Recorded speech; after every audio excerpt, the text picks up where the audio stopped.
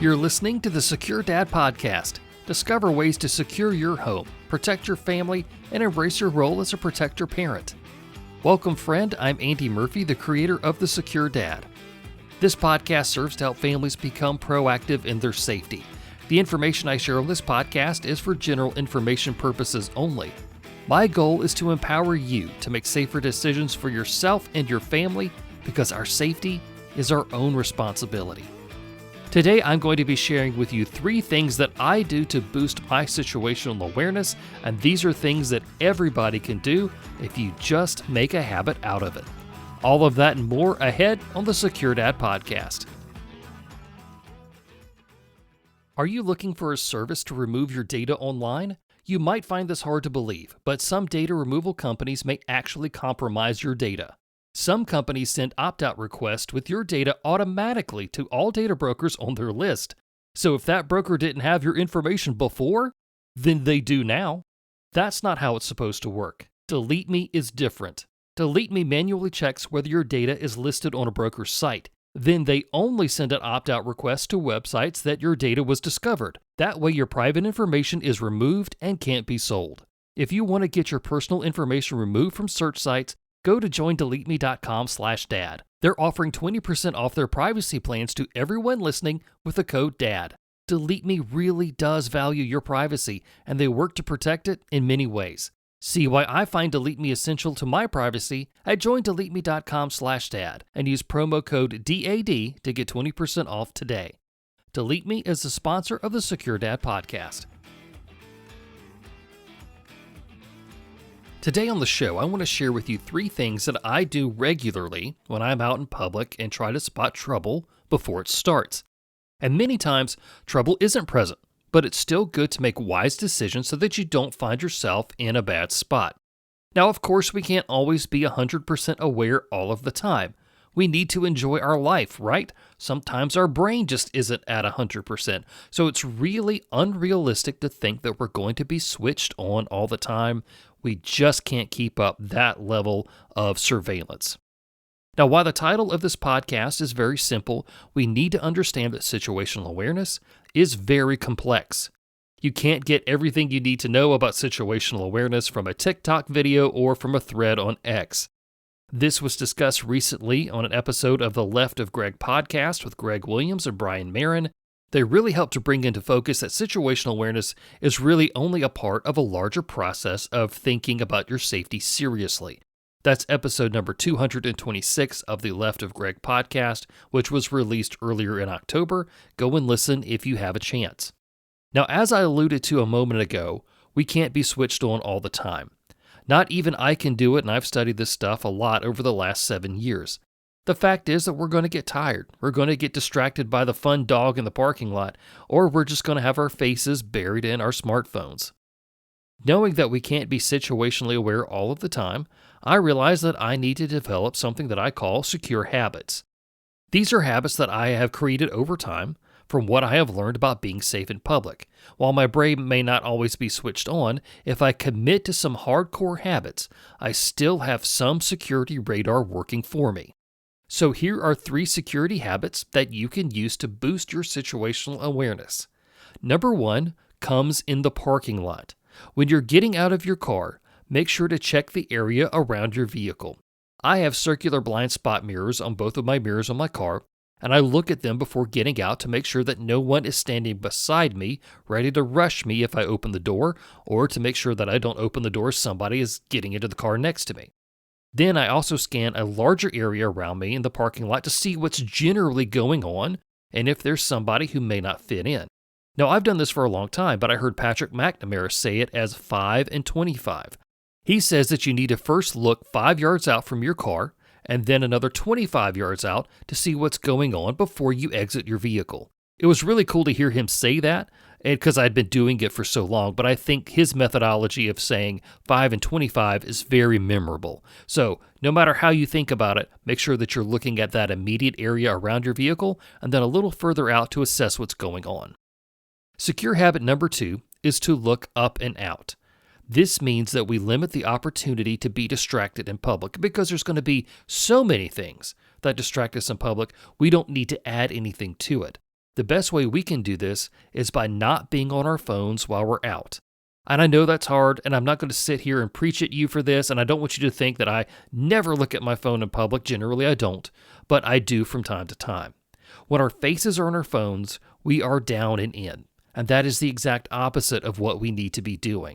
I need all of the opportunities that I can get to see a situation developing. So to better my odds for being aware, I have to set myself up for success by making sure that my eyes, ears, and brain are available to see what's happening around me. Also, when your face is in your phone, you may not notice that you're wandering too close to a fountain until you're all wet. So this works to not only help you navigate your environment, but to see what's happening in your environment. So keeping yourself alert to your environment is key, and you need to devote your brain to that. The last secure habit that I'm going to leave you with for today is to notice who is acting differently than what's going on around you. Last week on the show, we had John Hill from Shield Protection Products, and he told us a story about helping his young daughter spot danger in a parking lot. He asked her to point out the person that wasn't acting like everybody else. Now, of course, this is a simplified exercise for a child, but the point is for us that we as humans tend to go with the flow, and those who don't can earn a little bit more of our attention. Now, I have a story about this that really does bring this into focus, and it's not because I spotted somebody who was acting counter to the environment, but it was me who was the anomaly in the baseline. On the last day of my last Disney trip, I was not in a great mood going into one of the parks. I was tired. I didn't want the trip to end, and my family had gotten stressed over a disagreement that we had just before walking up to a security checkpoint. When we reached the outer entrance of the park, the one before the ticket gate, I realized that I did not have a sunny disposition. I realized this emotionally, and I realized this for the people who were around me. Now, the baseline for people going into a Disney park is generally happy, excited, and energetic. And I was none of those things. Before I even hit the metal detector, the closest agent had squared up to me. I saw it in my peripheral vision. His shoulders, feet, and hips were all directed at me. He was just waiting for me to step close enough so that he could talk to me. I knew it was coming. I saw it. Now, because I was not acting like everybody else, they wanted to stop and check me out before I went in. So as I'm talking with this agent, the other agents who are probably about 15 to 20 feet away are also watching too. He asked to look in my bag, and I knew that there was nothing in my bag that wasn't allowed in the park. So I'm like, sure, go ahead. Now, after a brief search, he pulls out my key bar and examines it.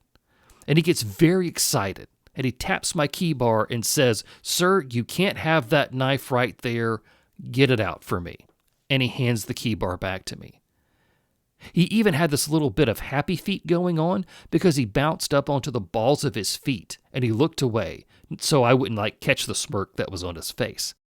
Now, I told him that I didn't have a knife, and I splayed all of those keys out for him to see. And I said, and I actually told him that the key in question, the one that he pointed to, was actually the key to my church. As quickly as he was excited, he deflated just a little bit. And after that, he sent me on my way, and I smiled for the first time that morning. In that situation, was he wrong to stop me? Absolutely not. He was doing his job. I was the anomaly in the baseline, but I was not a threat, and he engaged me to see what was going on, and he realized, hey, this guy's just having an off morning, and that's why I was allowed to go. But he was right to investigate further, and that's what we have to do, is check out who's not acting like everybody else and see if this is going to be an issue for us. Just because if we see somebody who is not being like everyone else, doesn't mean they're a threat. It doesn't mean they're a bad guy. It just means that they need more of our attention. If this is going to be an issue, once we see that what's going on, then we need to get out of there. I hope that you have found these 3 secure habits to be helpful. Yes, there are a ton more, and I will share them as I go. Just keep in mind that situational awareness is a complex topic. There are multiple domains that we have to consider, and they are all based on the situation and the environment and the circumstances in which we find ourselves. Don't feel like you have to be an expert immediately, because I am not. I know people who are. I've been doing this for 7 years and thinking about it, and I'm nowhere near an expert level. But if you commit to what's going on, you're going to get better at it, and it's going to be an absolutely fascinating and rewarding journey.